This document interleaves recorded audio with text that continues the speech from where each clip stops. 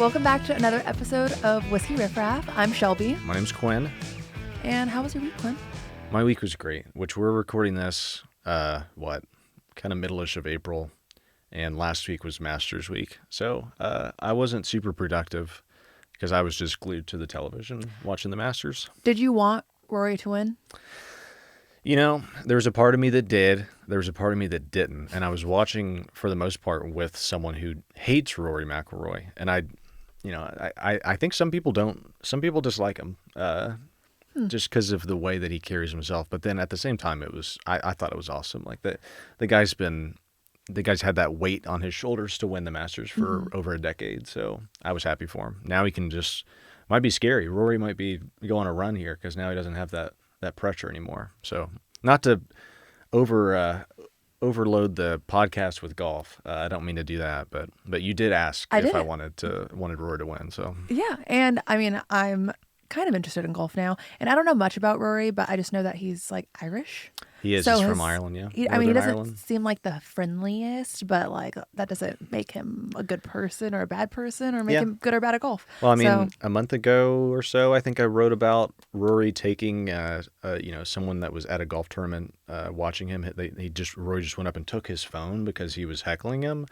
So I think that plays into the fact that some people don't like him because he sometimes does stuff like that. But then at the same time, like it's good for golf. People, I think they had crazy ratings for this Masters because everybody was tuning in to see if Rory was going to choke it away. And he tried to, but he ultimately could not choke it away all the way and ended up winning the Masters. So. And it was a big weekend besides the Masters. I mean, it was Coachella. That's right. Yes. Coachella. And it was also the boys from Oklahoma, big shows in Stillwater, which, I mean, neither of us were there, but it did look amazing. I did get offered a ticket. Yep. So did I. And I just couldn't rationalize the trip out there. Yeah, I feel bad. Shout out to Brian for offering a ticket to me. And it was just like looking at the flights and like trying to book a last minute flight now is just ridiculous. So it looked like it was one hell of a time. It was 4 nights or is it 3? I think 3 or 4. 3 or 4 nights out there in Stillwater. And people were fired up. I did see, we did cover a little bit where it looked like some of the older crowd was like maybe heading out a little bit early just because they Cross Canadian Ragweed went on so late. That's the thing about the stadium tours, though. It's like they'll have 3 or 4 openers, and then by the time the headliner's on, you've been in there like 5 hours. Right. So it's like you have to be strategic about when you go in. Pace yourself, alcohol and water-wise. But it did look like a lot of fun. Mm-hmm. And something else that just happened this past week is the Pilgrimage Fest lineup dropped. That's right. Pilgrimage is a festival that happens here in Tennessee, but it's in Franklin. So I've been 1 year where Zach Bryan was headlining, and that was awesome. It's much more chill than most festivals. That's what you told me. Yeah. I've never been personally. I've only been to a handful of festivals. I think both of them were in Louisville. One was Forecastle, another was Bourbon and Beyond. Funny enough, transition. Last time I went to a festival, I think was Bourbon and Beyond, maybe, and John Mayer was headlining, and John Mayer is headlining Pilgrimage Festival. And so is not headlining, but JD Clayton is on the lineup for Pilgrimage Fest this year. So that's is our guest for today. That's how we tie it in. And yeah, it's a great. I sent you this. The announcement of who was going to play at Pilgrimage, and it just looks like a great show. There's a alternative rock, there's country. Is that typically what they go for? I mean, you think? There's been years where it's been more country. This year, it's definitely less country, but there are still country acts in there. Yeah. And then it's like country adjacent a lot of the time. So I like it either way. It's good music. Good music is good music, regardless of what it is. And I can't hide my fandom for John Mayer, and I might even bring it up while we talk to JD today. So we'll see. Fair. And you haven't been to any concerts recently? No, like this whole concert bit that we have built into the pre-show, maybe I should just ask you, and then if I have any concerts that I've gone to, then I'll throw them in. So once again, I have not gone to any. I am going to one this upcoming weekend to see Jack White. So it's not a country concert, but huge fan of the White Stripes and Jack White's solo stuff. So it's at the Pinnacle. Gonna go see him. That'll be awesome. I'm excited. But What concerts have you been to, Shelby? I've been to a comedy show. I Okay. saw Nikki Glacier at the Ryman. Oh, really? Amazing. So funny. She's on such a great run right now. Yeah, she is. The only thing I think I would do differently next time is drink a little bit. She was funny as is, but there's nothing like laugh. Like you just laugh so much harder after a drink or two. Yep. So that is the one thing I would change for next time. But it was on like a Tuesday or Wednesday, so Right. it was like, I only drink on the weekends typically, but I should have made my exception. Very responsible of you to do that. Try. I say that, and then the bottle of wine just gets popped open randomly on a Tuesday. So Fair. Besides that, I saw Colby Cooper last week. He performed his new album Top to Bottom, which was awesome. I saw John Party perform a couple songs for his album release, which Yep. was pretty cool.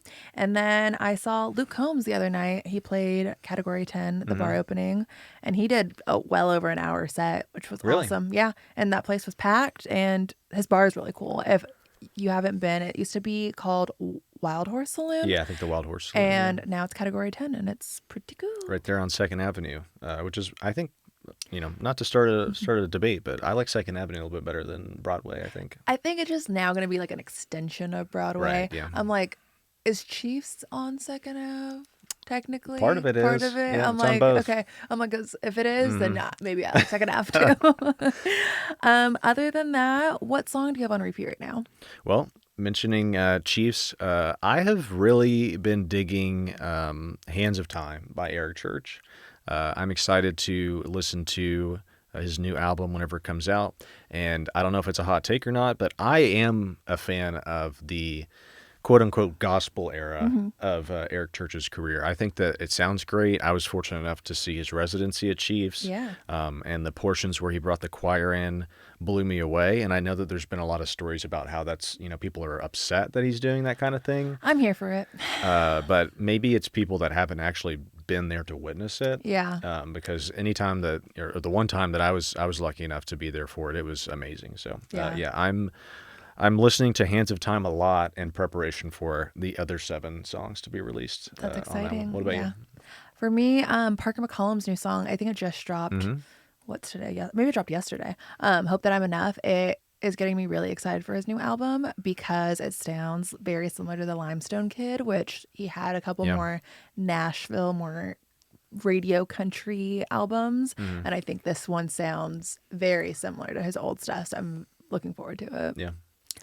And with that, let's just hop right into our interview with JD Clayton. JD Clayton, welcome to Whiskey Riff Raff. Thank you so much. Thanks for having me, guys. How you feeling? Feeling good. A little tired, but feeling good. Had a busy week in town this week. What were you doing here? We had a lot of video shoots, just some PR stuff that we've been kind of capturing to try to send around, and had some rights. Had some really cool rights today, and just trying to stay busy. Rights with anyone worth sharing? Well, sure, yeah. I mean, always worth sharing. Today I wrote with a couple guys, one Jimmy Bell and then Brian Simpson. And I had a great write. It was really fun and very, very unique thing we captured. So I'm excited to record that one. Yeah. Is that something that you set up ahead of time, or does it happen somewhat organically? You send some messages, hey, I'm coming into Nashville for the week, or... Yeah, I mean, I moved back to Arkansas to be close to family while touring was starting to just like get crazy, and my wife and I have 2 little girls, and so nowadays it works where like I'll let my team know that I'm coming in, or my manager will kind of tell me when I'm to come in, and then when she does, we'll try to just pack the week full of anything, everything, just to make sure that I'm staying busy and trying to write all the time, and yeah. You have a little fun too while you're in Nashville, right? Yeah. This week was really cool because the band gets to come be a part of everything and doing video shoots and like performing songs. We did a radio show. We have so much fun when we're on the road. I mean, you remember we've been at festivals together. Just we have a really good time, and I don't know. It's fun to get to hang out in town and not have to drive so far. And everybody's at their own space, and Nashville's just a great place. And obviously, we know who you are, we know your music, but I want to give the opportunity to people who are listening for the first time who might not know your name, who might not have heard your music before, to kind of know your story. So if you don't Yeah. mind sharing kind of like a Spark Notes summary of. Yes. Yeah. But cut me off if I get long-winded. I am from Fort Smith, Arkansas, born and raised there, and kind of started getting into music during college. I stayed there for college, and by my senior year, had a 5-song EP. A year later, after my wife and I graduate, we moved to Nashville. COVID hits shortly after we get here. I take a job at a landscape company, and for basically the next 2 years, it was just me, Nico, Jose, and Alfredo on a truck going around Nashville planting trees and running irrigation, and I'd be sitting in the back trying to write songs, and then I finally had enough to make my first album, Long Way From Home, and then I get picked up by a big management company and booking agency, and I go on tour, and we tour hard for the next 2 years, and then I go to my team, and I'm like, hey, I think we have something really special. I would love to record some new songs with this live band and capture our sound, and then we had Blue Sky Sundays. So now I'm a dad with 2 kids and touring the country and trying to just grow. And obviously the sound, you just mentioned it, that's important to you. How would you describe your sound, though? Because I know sometimes it's labeled country rock. Do you think it's as simple as that, or would you describe it in a different way? I don't know. Sometimes somebody joked once that it's like if Chris Stapleton did shrooms, but I did not say that. I don't know. Country rock's the easy out. Americana, very easy. It's just, I don't know, it's laid back, good. It's the good kind of music. That's what I always say. I was just like, good music is good music. I don't even know if it's country, if it's not country. But I have you on like my bluesy vibes playlist where it's like, it's kind of like you and Marcus King. Yeah. Yeah. There's a lot of playlists that have some of my tunes on, like, nighttime cooking playlists. I don't know. Maybe it's. Do you take that as a compliment? Sure, Nighttime yeah. cooking? Oh, I mean, you can, if you want to set the mood with my music, you may. You can do whatever you want. Not to be creepy, but whenever I'm cooking dinner tonight, I'll try it out and see. Yeah. See what Let me know. happens. Yeah, let me know. I will. Yeah, some could be good. Yeah. Well, and you mentioned Chris Stapleton. I was wondering, like, what would you say is the closest maybe musical comparison that you have? And another way I guess you could put it is, like, has anyone ever come up to you and said, you sound a lot like this? Yeah. I don't know. I've been told like a cross between John Mayer and Chris Stapleton, or Jack Johnson and Chris Stapleton, or sometimes Creedence Clearwater.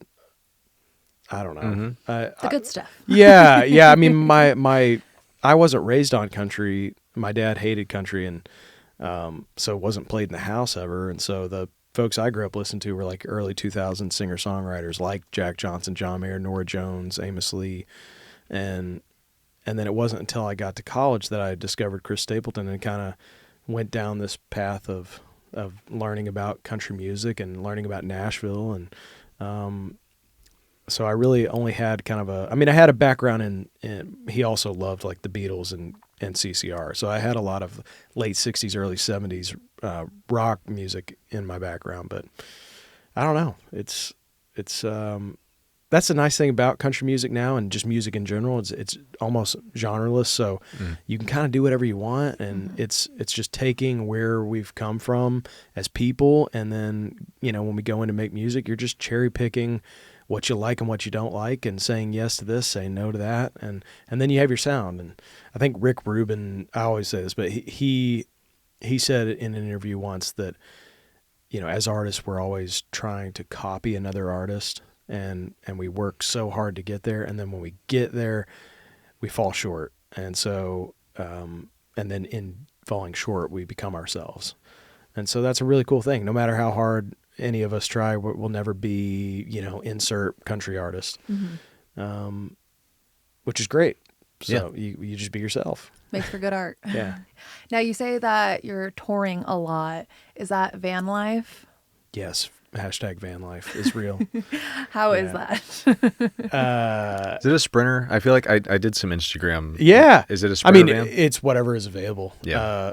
There's tons of companies in town. There's, whether it's a 15 passenger church van or Sprinter, we'll take whatever has gas in it. I don't know. It can be smelly at times. It's just like you would imagine. Fair. 6 dudes in a van. And you're going all over the place. Do you have any crazy stories from playing shows in random bars, clubs? Oh my gosh. I have, if we had a fire going right, I could go for a couple hours. Off the top of my head, what's a crazy story? Like I saw you in Nashville when you played the Exit In. Yes. That was one of my favorite shows. Oh, thank you so much. It really was. It was awesome. From Thank you. the opener to like, I that was the first time I'd seen your show and not just play a festival. Yeah. Where you got to like see, your whole intro and everything. Yeah. Very tame crowd, like considering like, Yeah. I'm like, there's no crazy fan stories from that one. So No, I'm yeah. curious. I mean, honestly, the headline tour that we did last fall, the Blue Sky Sundays tour, was like that. I mean, a lot of people were just genuinely happy to be there, be with their their family or their loved one that came with them to the show. I don't know, it just felt so much like a family every night. It was really cool. It's kind of tough, with social media. You don't always have a clear grasp on like what your audience actually looks like and who they are and the types of people that make up your audience. So I don't know, to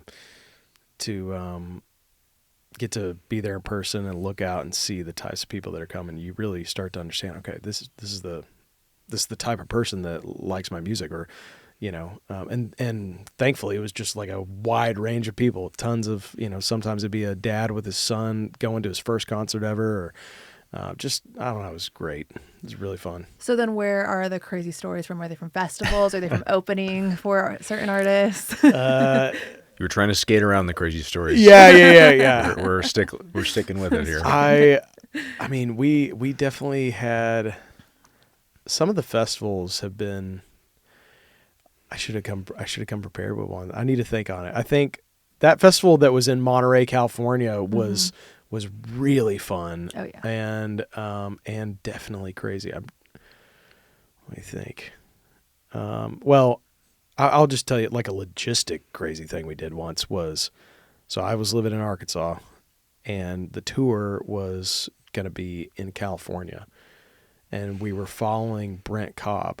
And so I drove over 7 hours from Fort Smith to Nashville, picked up the guys. The next day we had a show in East Kentucky, and then that was opening for Cole Chaney. That was a Friday night. Saturday night was in Fayetteville, Arkansas. And then the next night was in Santa Fe, New Mexico. Sunday night was Santa Fe, New Mexico. And then we had one day off to get to L.A., and we just drive in. First time being in California, we drive in and play the Troubadour in L.A., and that was like, wow. So in 5 days, we had gone from East Kentucky to L.A., and that was Big in a difference. van. And it was like, the only way we could logistically do it was we would just like play the show, then drive 4 hours, spend the night at a hotel try to just spend the night like 4 hours, get some sleep. And we had hired this tour manager that had never been a tour manager before. And I come down to the lobby for something, I can't remember. And he was just wired, washing his clothes in like one of the washing machine rooms in the hotel, which I'd never even seen anybody use those before. Right. Yeah. And he was just like chugging back a Red Bull, and we had to like leave in 3 hours. And it was just kind of one of those things where you're like, man, I never thought it was going to be like this. This is crazy. Yeah. That's what road life is actually like. Yeah. I mean, some days, when it's like our own tour, we have some nice logistical days, but when you're chasing a bus as the opener, I mean, there's nothing you can really do because they're going to drive 8 hours through the night. So you just got to make up the time whenever you can. And so it can be a challenge, but it's really fun. Is everybody taking shifts driving, or is there one person that takes it for the most most of the part? time I drive, but sometimes, if I get too tired, like somebody else, that run, the tour manager was doing a lot of it, which was nice because we could sleep after the show, and he would take a shift through the night. And Sounds like he could use a lot of Red Bull and get through it. yeah. Slim Jims and Red Bull is a good way to get rocking pretty quick. Now, during your live show, you play, I think, piano and guitar. Yeah. Do you play any other instruments? I mean, play well. No, I can strum a ukulele, can play a harmonica. I can kind of fumble drums were my first instrument. And I played those in youth group, in the band and stuff. And then I was in the marching band at school and then realized that was not cool and got out of that later. And kind of in high school started really getting into acoustic guitar, but I can play a not well. I can play a lot of things, but my granddad was a banjo player in a bluegrass band, and so when I was growing up, I'd spend every Friday night over their house, and so I know a few things on banjo, but most everything is guitar and piano. Shelby might have a follow-up question about the banjo, but first, Okay. is there any desire for you to just line up every instrument you can play and showcase your ability at a concert? If that doesn't make sense, I'm talking like lay them out and it's like, hey guys, strap in. I'm going to showcase the fact that I can play all these instruments. Like, and a Hank Williams Jr. Sure. situation. Yeah, Sure.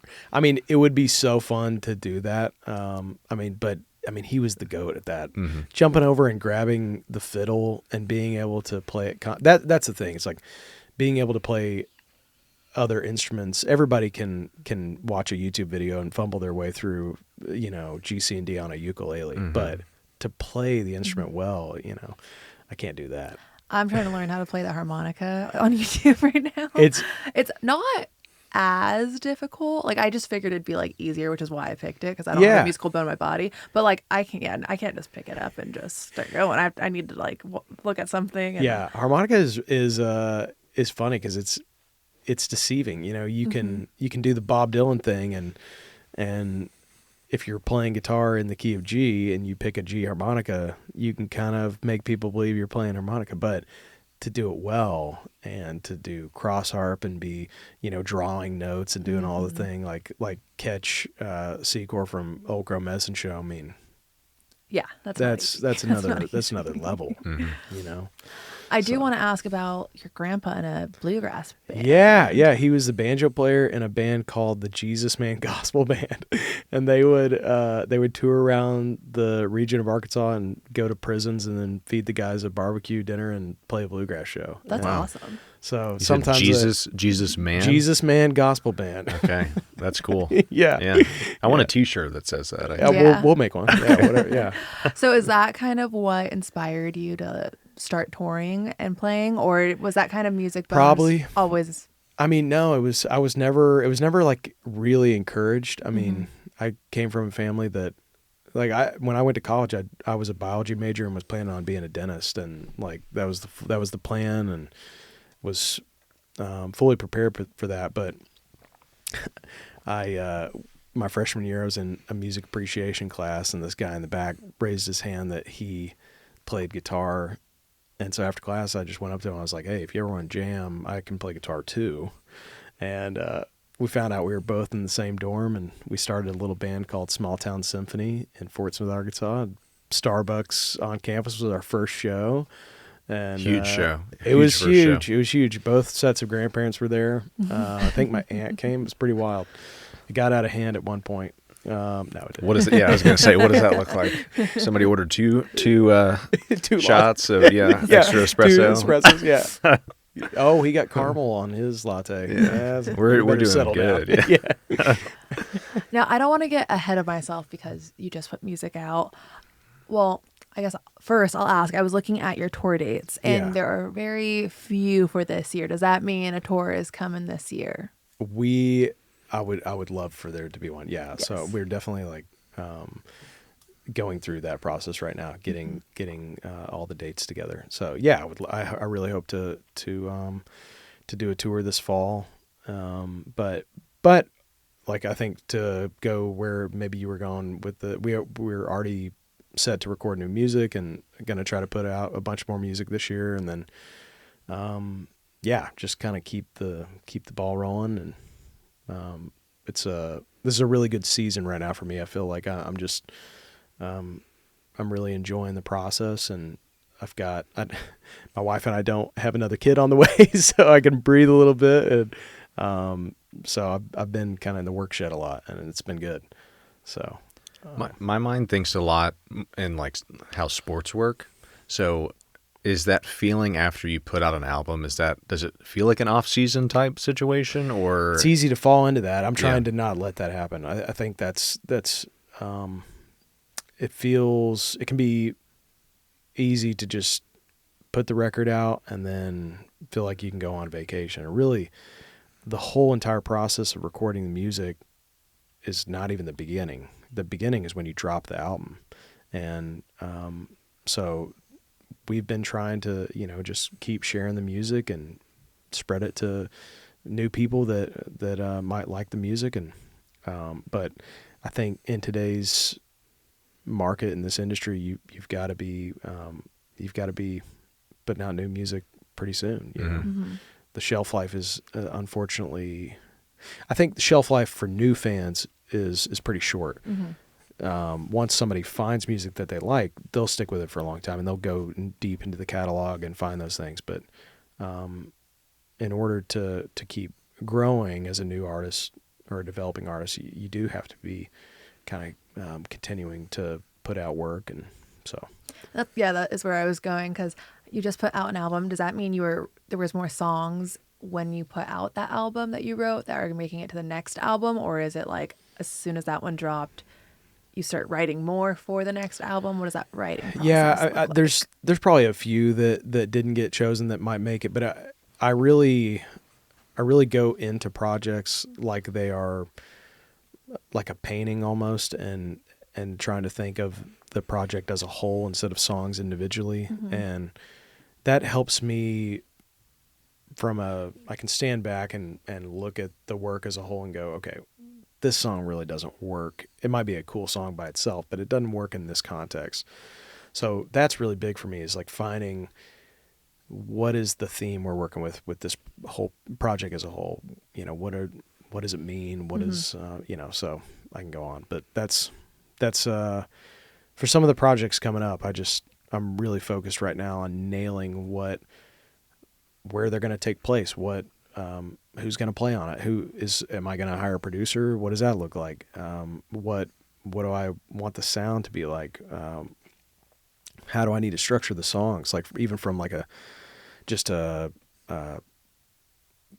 vocal standpoint, like how high should my range be? Should be lower? So that it's softer and like, for more of like a chill vibe? Do we need to go? I don't know. You can just go on for days. So I try to get a lot of those things set in stone in my mind before I go in and like start working on a project. And that answers a lot of questions later about where to kind of go with this thing. So. Yeah, it sounds overwhelming just when you talk about it like that. I'm like, those are so many things that like I didn't even think about that went into it. I mean, it can be as easy or as hard as you want to make it. There are, Bon Iver just put out a project, and I read an article the other day. It was like, Bon Iver did the most for his release. That was like the headline. And I think he did. But there are other guys that just like Turnpike. The album got announced on a billboard days before, and it just dropped, and it was the biggest thing. So it can be done anyway, and you can do it however you want. And this guy over here is going to do it different from every other guy, and it really doesn't matter. The whole thing is subjective. It's just art, and it's what do you enjoy doing? Well, I really like going deep and figuring all these things out. That's what makes me happy. I like treating an album like a painting and taking a long time to work on it because it's fun. I enjoy the process. But there's some people who don't. They just want to get their songs done, come up with a cool album cover, and we're going to drop it next week. And there's nothing wrong with that. Mm-hmm. It works for them. And, you know, I don't know if what I'm doing is working for me, but I'm doing it. I think it's working. I mean, it's working for both myself and Shelby, Cool. I think, Yes. at least. So, Yeah. Thank you. and we were going to ask too, it might be, you know, some of the stuff that you just touched on, but like, is there something that you're working on that you're really excited about right now? Yeah. I don't know if I'm necessarily ready to share it, but You can hint at it potentially. I mean, it's a project, Yeah. Okay. but it's a small project, and yeah. So I don't know.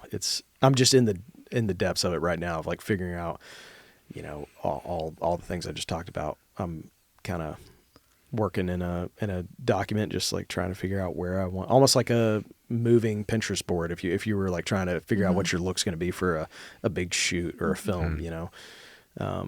Which, I mean, Pinterest overwhelms me. So Yeah. Oh, it's so, I use it all the time to like get, you know, set mood boards for different things, and it's so helpful. Yeah, my wife uses it all the time, and she's like, "Look at this board that I created for, you know, next Thursday." And it's like, I mean, this is too much. That for looks me. like a good Thursday That right looks- there. Congratulations to your Thursday Pinterest board. But well, I would imagine that you have a lot of thinking time as you're driving back and forth, right, from Arkansas and Yeah. Nashville. I mean, you could speak on that, and then also like, you know, how is it living in Arkansas? Is that It's great. I mean, it's slow. It's very slow compared to Slow and steady? Nashville. It's slow and steady. Very nice. But yeah, you know, I work really well with a lot of time on my hands. It can sometimes send me into a tough place mentally.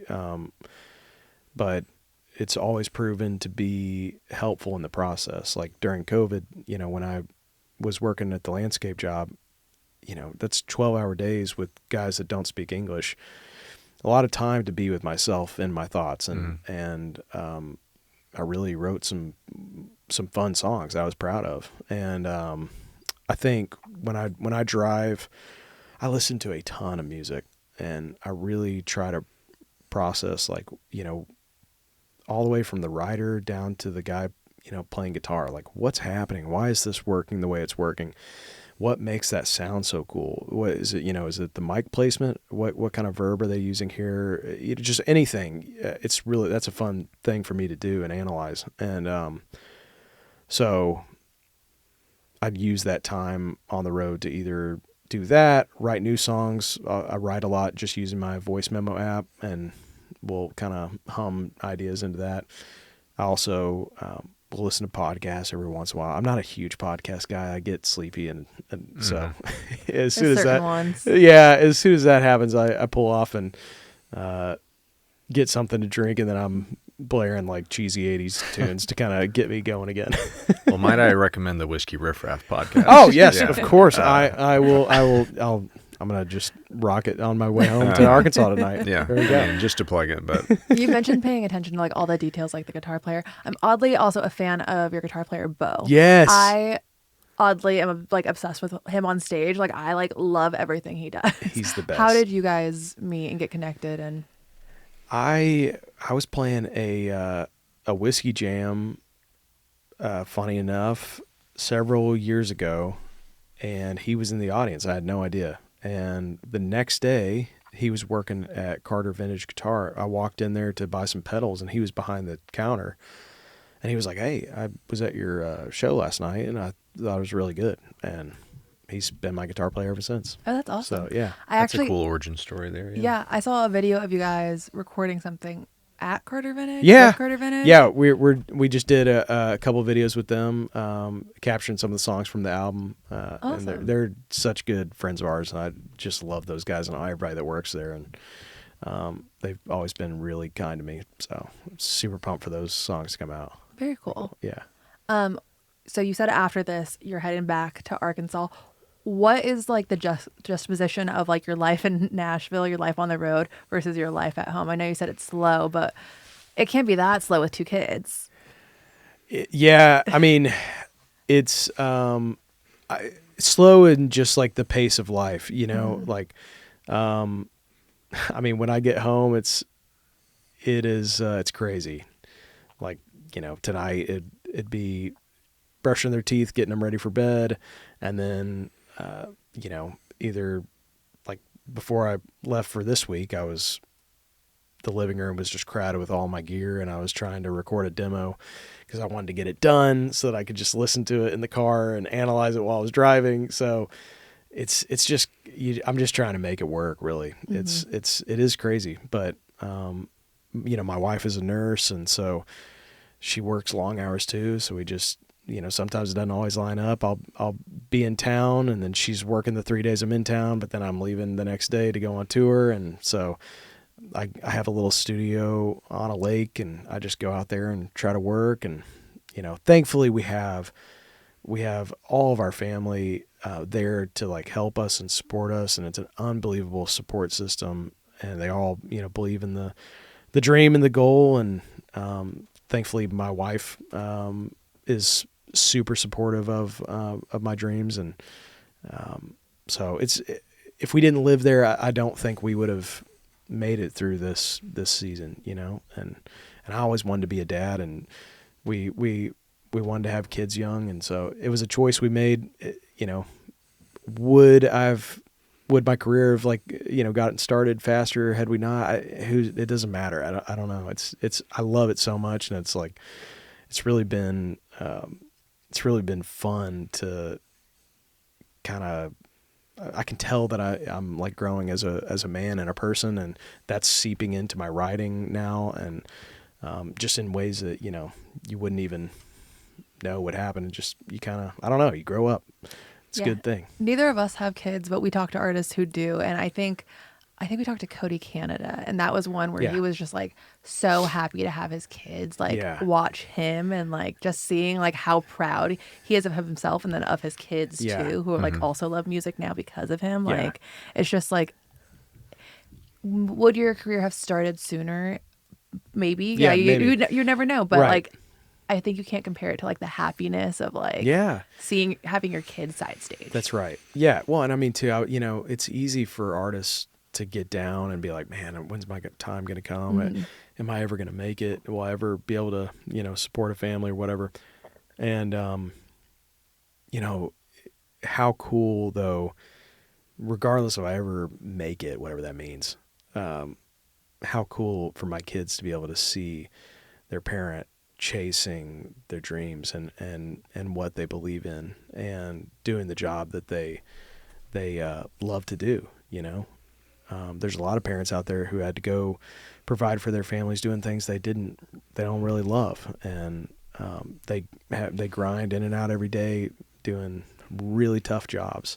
And so I'm just grateful to be doing what I'm doing. This is crazy. I mean, we're doing a podcast right now talking about music. Though I'm sure, if you would have become a dentist, right?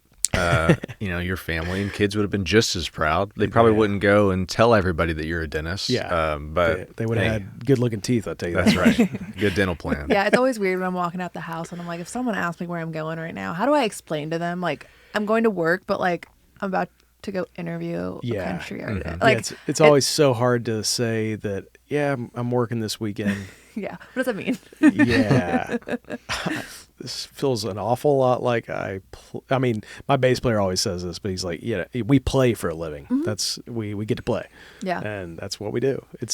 But it's really important to, songs and music and the whole idea behind a concert is so important to our lives. And it really goes hand in hand with the people that do have to do the jobs that aren't that great, that they may not love. Somebody has to do those jobs, and it's pretty cool that our job can be there for them in those times. And when they're not at their job. Yeah. Right. Yeah. Or when they are, and like they need to put in some music to get through the grind, whatever. That too. Yeah. No, that's a good way of thinking about it. I hadn't actually ever connected those dots there. So that's a good point by you. And I also want to ask, obviously you're busy with music, you're busy with being a father and a husband. Do you have time to hunt? I've seen pictures that, you might have been a hunter. So I make time. Because I know Arkansas, great duck hunting, waterfowl. Yeah.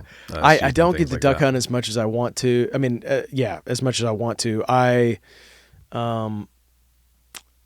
got to make a duck hunting documentary with some close friends of mine a couple years ago, and that was really fun. But it's tough because basically the time like in Arkansas duck hunting is, in December and January, and a lot of that in the years past has been when I'm coming home from touring and I just don't want to do anything. Yeah.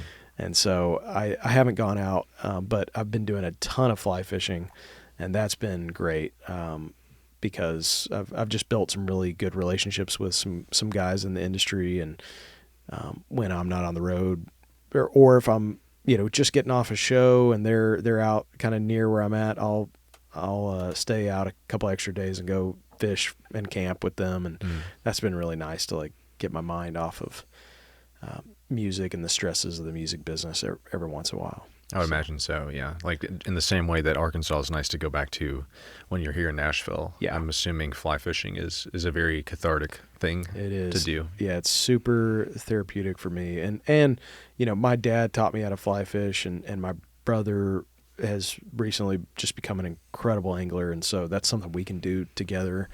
And we go as a family, we road trip out to Colorado to hike and fish every summer, and that's just like a really special time that we get to have together. And so it's Do you fun. listen to music while you fish, or do you kind of just listen to nature? I just listen to nature. Yeah. I think I have listened to music before, I think, but most of the time you don't really have the bandwidth to listen to music while you fish, because if you've ever fly fished, I mean, it's so intense with all the things that are going on. I mean, from just, I was out with a few guys this last weekend in Colorado, and we were fishing one stretch of water for almost 30 minutes to an hour, and you're constantly you're casting, letting your fly roll down, and then you're analyzing, all right, what's happening? Didn't get a strike that time. Well, let's increase the amount of line we have here. Let's change flies. You're running 3 different flies. You're using weights to get it. I mean, you can be constantly changing things. So it's good to be really in the moment and be present. And when I fish, I try to always turn my phone off and just be there. And it's beautiful. Nothing better than listening to the river. And I'd imagine a lot of attention to detail, right? Yeah, seriously. Yeah. Fly fish, I love that about fly fishing. It's I used to really not like fishing just with a spinning rod, and it just was so boring to me. And then when I was like probably 12, I learned to fly fish from my dad, and I just was hooked. Wow. Yeah. There you go. Yeah, thank you. And then, I mean, speaking of attention to detail, I have to ask, when you first broke into the your music career, you were clean shaven. Now you're rocking what I think is a fantastic mustache. Thank you the people so that much. Are watching, That's very sweet. People that are watching through the video, they can see it. People that are listening, via podcast, they'll have to take my word for it, or just look. I'm assuming there'll be a picture of him up on there somewhere. But We'll make sure the stash is unfortunately I can't grow it in Doesn't matter. Mind It's okay. Mind the gap. But yeah, but what does the mustache upkeep look like for you? Oh, it's very. I don't do anything. I probably should do more. I don't. All natural. It's yeah. Wow. What you see is what you get. I don't ever touch it. Little handlebar going? I don't even know. I mean, sometimes Today, maybe. I don't. Yeah, is it? I have no idea. Accidental handlebar today. Yeah, I just all the Mexicans had mustaches when we worked, and I was never around anybody, and so I was like, man, screw it. I'm going to grow my hair out and see if I can grow a mustache. And yeah, like a year later, I looked like this. So I was like, well, this is it. And you kept it. I mean, yeah. I mean, it's, I now don't do you know. feel like it's a staple? Like you have to have it? People would be disappointed if they showed up to a concert. Like, he shaved his I don't mustache. know. Have you No. seen those videos of like the kids where like the dad shaves it and they're scared of their dad? Yeah, 'Cause they don't those are recognize so them. funny. I think I don't know. Nobody ever says anything about it. I'm the first one. There was one guy that at one late night after a show, he was super drunk at the bar, and he was looking at the 5 of us all lined up. Everybody in the band had a mustache, and he just goes, "You're number 1, you're number 2," and I got the last place for stash. So it is what it is. I Man. just in the moment it was right. I mean, I did have the Well, you weakest said stash. you said that guy was drunk, so he didn't know what he was talking about. Probably. Yeah, but that's when people are the most honest. That's true. I don't agree with that. I don't know. That's some what people say. that is You're- what- I- that is I'm what with people you. say, I'm with you. And there Yeah. are times where that's true, and there's times where that's not. That's right. So That's it's a right. constant debate in my among my you're- friends of whether it's true or not. Good point. Good point. I'm one of the with- types that just like gets kind of paranoid and gets really quiet. So Oh, that's not fun. no. That's me with everything but alcohol. Yeah. I try to play it real cool, which oftentimes gives it away. But not to make it. I all of a sudden become everybody's best buddy. Yeah. And then they're all like, this guy's not my best buddy. Why is he hugging me? And if there's one thing about guys, regardless of whether you're drinking or not, they love like complimenting other guys' mustaches. Like I see it all the time, everywhere. By the way, thank you, man. I really no do problem at all. appreciate it. It means a lot. Mm-hmm. Yeah, I don't know. I may shave it though sometime. I've thought about that. What do you guys think? Don't shave it. Okay. Don't shave it. Yeah. I mean, I don't want to make it about me. Make it about you. No. Let's make it about you. No, now you Well, have to. I mean, I've shaved a couple times like this year, Mm-hmm. and every time I do it, there's an initial thought like, oh, okay, I look a little bit younger, and then it's like the next day I turn the light on in the bathroom, and that all goes away. It's like I can't wait to have my facial hair back. I can hide behind Yeah, it it almost. probably would be a temporary thing. I don't know. I'll keep it for a while, but there have been times where I'm like, I did tell my daughter, I told her like 2 years ago, I was thinking about shaving it, and I said, yeah, around Christmas time I'll shave it. And she, for some reason, has never like forgotten that. And so she'll just, and she's so young, but she'll just be like, well, around Christmas time we're going to shave your mustache, right? And this is like 2 years ago. I'm like, well, how do you remember that? I'm like, yeah, well, maybe, we'll see. I tell my boyfriend don't shave it all the time. So Okay. big all right. fan of the mustaches. All right. Also, we saw that you were at the Sphere recently. Is that correct? Yes, I was at the Sphere. Being everyone's best buddy. No, I wasn't being everybody's best buddy that night. That is crazy. Yeah. It's crazy. I just in the last like 3 or 4 years, a good friend of ours, Mike Harris, that plays an Old Crow Medicine Show, has kind of as a wise elder or wizard, if you will, has imparted a lot of Grateful Dead knowledge to the band, and we just have really grown to love their music and the whole everything about it. It's just The vibe. Yeah, it's just it's amazing from so many angles. I mean, I'm so interested in like just the business and the marketing behind the band, everything. It's just amazing, and we've become huge fans. And so that was a really cool treat. We went out for Bo's, my guitar player, his birthday, and got to watch. And I'm a huge John Mayer fan and have been since I was a little kid, and so that super cool to watch him with that band. And yeah, I mean, just it's so amazing. It's more than you can handle, really. It's a lot.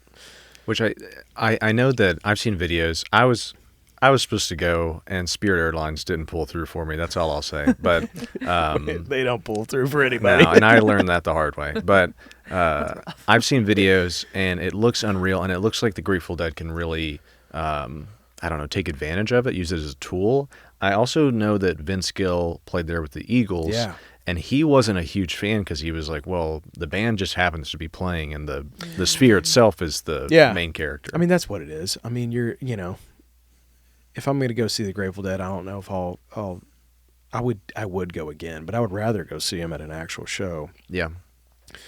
I mean, you are staring up the entire time. Mm-hmm. So, but if you haven't been, you got to go. It's Yeah. wild. So it's really hard to believe that it is real. It's just, I don't know if my anxiety can handle it. that's where I was. Like, Yeah. I was not everybody's best buddy. It was Yeah, like, okay. there were a few moments where I like sat down in my chair, was like, cause the seats, are so steep.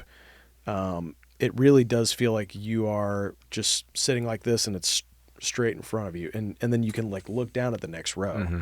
It's not like people going out like this. It's Interesting. very steep. So, I mean, I'm not trying to exaggerate. Like, really, if you were getting out of your seat to go to go get some popcorn or a drink or something, and you like tripped, like, I mean, you could Hurt you could yourself. go off the edge. I mean, Yeah. it's like, it really is a steep climb, which adds to the whole, like, you totally feel immersed in this thing. You cannot look up far enough and see the end of the screen, and you cannot turn to your sides and see the end of the screen. Yeah. Like, you are completely immersed in this sphere of screen. Mm-hmm. And man, some of the stuff they Yeah. throw up is Especially them. wild. Them I couldn't do. But like Kenny Chesney's playing it, I'm like, it can't be that crazy, right? Barefoot Nation or No Shoe Nation. What is it? No Shoe Nation. Yeah, No Shoe Nation. That's what it is. Yeah, I'd But- imagine It's that's gonna be it. smelly in there that day. Yeah, I'm like, is it just gonna be like you're underwater the entire, like you're gonna be like in the ocean? Like I can't be that so they trippy, do. right? Well, so on weekdays at the Sphere, they have a nature program that is like Amazon rainforest, and real water falls from the sky. Nuts. Yeah, no. It's I intense. can handle it, but it sounds really cool. Like I want, like it's on my bucket list, I Yeah. think. But When Mickey does the drums in space, I'm so jealous. which by the way, if you do go, don't. There's an intermission. Don't leave, go yeah. get a drink during drums in space. But we were sitting there, and like they're like subwoofers like underneath the concrete that are underneath your chairs. So like he would like hit like a tom, and everybody would just be like it's just insane. I saw them in Noblesville, Indiana. I don't know, maybe 2017, 2018, in an amphitheater, and it was awesome. Like, and so that's why I was so excited to go to the Sphere. But I did see, like, the Deadheads are a whole different breed. Oh, yeah. I saw a guy. There was like a couple rows ahead of us in seats that he had 3 seats, and he was dancing in the 3 seats the Yeah. entire time. Yeah. So at one point we just went up and said like, "Hey, like, did you buy all 3 seats?" And he had bought all Yeah. 3 seats Yeah. just so he could have room to dance. Yeah. That's Which is like the cool, like, not super financially responsible, but the coolest thing I think. Yeah. I've Well, ever he heard. had a good year. Oh, yeah. So he was celebrating hard. All right, let's dive into some rapid fire and wrap up. Okay. That sounds good to you. sounds good. I know we're already mid-April, but what are your predictions for the rest of 2025? For me or just anything. For anything. It's going to be for you, for sports, for the country. It can go any direction you want. If you're a Razorbacks fan, we didn't even really talk about Yeah, that. I but am. I mean, I would love to see the Razorbacks have a great football year. Let's say that's going to happen. That's gonna Perfect. Let's happen. put that into the universe. Alright. What song do you have on repeat right now? Break My Stride. It's like a classic 80s. I can't remember. It's Matthew something. I can't remember his name. I'd have to look it up. I got you. Okay. Do you have any interests outside of country music that you're really into? Obviously fly fishing. Fly fishing. What else do I do?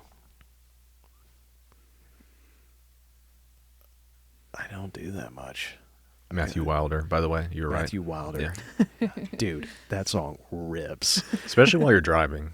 Oh man, I've been going on. I love to wake up early and go for a long walk before like a busy day, and I just been throwing those into the headphones, going and getting like a cold brew and a bagel and just ripping. It's the best. When I think of like an 80s movie, like I oddly could see you like starring in one and like that being like the Nice, song. nice. Like- I am a huge fan of oh my gosh, what's the name of it? Ferris Bueller's Day Off. Oh, Like, yeah. That would be so cool to Yeah. be in that movie. Have Anyway. you ever seen Wet Hot American Summer? No, but I've heard that that's a great movie. I have It's not great. seen it. Okay, I'll check it Well, out. and then there's a sequel somewhat on Netflix where they did a series. It was like a TV show. Okay. And Chris Pine is in it. Okay. And he plays like this old timey, like this legendary rock and roll artist. Yeah. And you look a lot like Chris Pine. I'll show you. I'll show you a picture afterwards. That's a compliment, I think, Sweet. too, Thank because you. Chris Pine's a good-looking guy. But Well, that's very kind. go to Hangover Cure. Okay. Oh, I thought that was another movie. I was just shouting it out. Yeah, I just my shout out random words sometimes. I do. Coca-Cola. in the bottle? It would have to be a bottle. Yeah. Yeah. If you can't find one, a can will do. But a Coca-Cola and a hot breakfast from maybe Waffle House. I love Waffle House. It's wildly underrated. I was deprived of it living in I was born in, well, not born, but raised in California. Okay. And I did not know what Waffle House was until I was like 23, 24. Yeah. Now it's my favorite thing here. It's really good. So It's really good. In Fort Smith, we have this old greasy diner called Benson's, and then so whenever the band comes through to pick me up on our way to like a West Coast run, we always stop there. You can't beat pancakes and waffles and whatever. Yeah. Can you name something that's overrated? Overrated. Water bottles. Water bottles, like plastic water bottles, Or reusable. reusable water bottle. Stanley cups. Fair. No, just kidding. These are Stanley. No, let me think We're of something better. Oh my gosh, I don't know. I got to get better at like having these. The ready to go. next question is name something underrated. So if that helps jog the brain. Quinn, what's something overrated and underrated for you right now? That is tough to be put on the spot. Overrated. See how it feels? Oh, Yeah.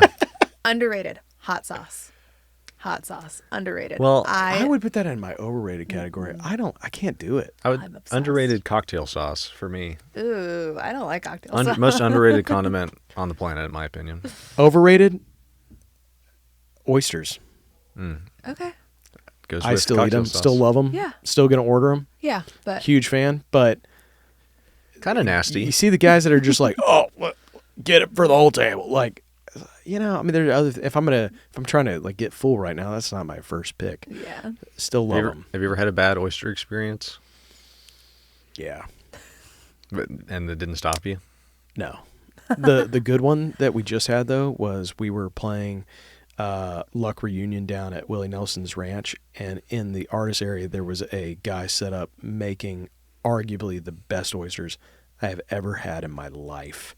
He would pop open an oyster, lay it on a bed of ice, and then he would reach over, and in this fire was this metal cone, and he would grab a huge chunk of pork fat, throw it inside the cone. It would start to melt and drip out of this cone, and he would just like put it over all the fresh oysters, and then he had this like lime sauce and would spray it into the Wow. It was wild. That sounds delicious. Unbelievable. Dang, I'm hungry. Unbelievable. If that's overrated, what's underrated? What is underrated? A good pair of sunglasses. That's why you keep them on you. I do. Yeah. Yeah, there's nothing worse than being out. I mean, we've been talking about fishing, so I'll use that example. There's nothing worse than being fishing and you can't see what you're doing because of the sun. Yep. So underrated, good pair of glasses, man. I guess you want to take the I'll take the next one because I always ask the other one. So Do you have any embarrassing on-stage moments? Yeah. just leave it The at that. defeat. The defeat. It's been a couple of shows where you just bomb the lyrics in like the most crucial part, and it was like it's really quiet, and then you just completely forget what you were saying. That's a tough thing to swallow. We had to completely stop the song, and and then everyone was like, "What?" It was a lot. But then I was like, "Hey, sorry guys, like we're gonna start right back into this, and it's fine. People are very forgiving." Yeah. But you're like, "Man, this was the moment. I'm so sorry, guys." Yeah, that's why I had her ask that question because I always ask, "What's the largest animal you could take in a 1v1 fight?" I don't know, man. At my prime, I feel like I could have taken a bear. Oh, Not a big one. okay, Not a big one. A cub. juvenile. Yeah, a cub. A cup. Okay. But That might be kind of sad though if you just well, like let's say he's I don't know, coming after whatever you. the equivalent of like a 14-year-old boy, like in bear form. okay. You know, Right. he's starting to get strong, but also Not fully developed yet. yeah, he didn't know anything. Kill this guy. Okay. Not actually kill. You know what I mean? Well, and we always, disclaimer, it would be in a self-defense. You're fighting yes, this bear. yes, of course. It would not be you self-defense. seeking out a No. small cub to beat it. I love bears. That's right. Good to save yourself with that. Yes. And last question is, what is your ideal dive bar meal? So pick one shot, one beer, and one dive bar food. Okay, I'm gonna go a shot of Tito's with a lime, and then I'm gonna do a Michelob Ultra. Don't hate me for that. Everyone says that after they say Michelob What's wrong with Ultra. Mickey's? Yeah. I don't know. There's nothing. Dude, mean- every wedding I've ever been to that had those available, I'm like, man, this is a really good beer. So I don't know. I don't know why there's hate, but it's We don't hate it. every time I'm like, it's pretty good every time I drink it. This is a safe space for Okay, Michelob all right, Ultras. well, Yeah.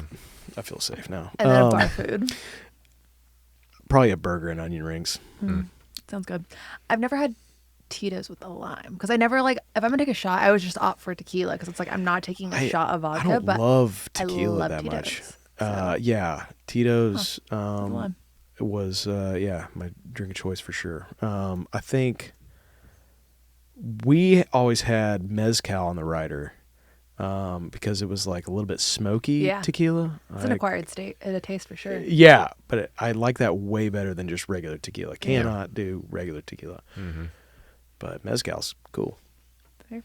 All right. Well, thank you so much for being here. You're so welcome. Thank you guys for having me. I know you just put out an album, but we're looking forward to some more new music and your Yeah. projects you're very excited about. And we'll talk to you soon. Yeah, coming very soon. Thank you guys so much. Yeah. Thank you.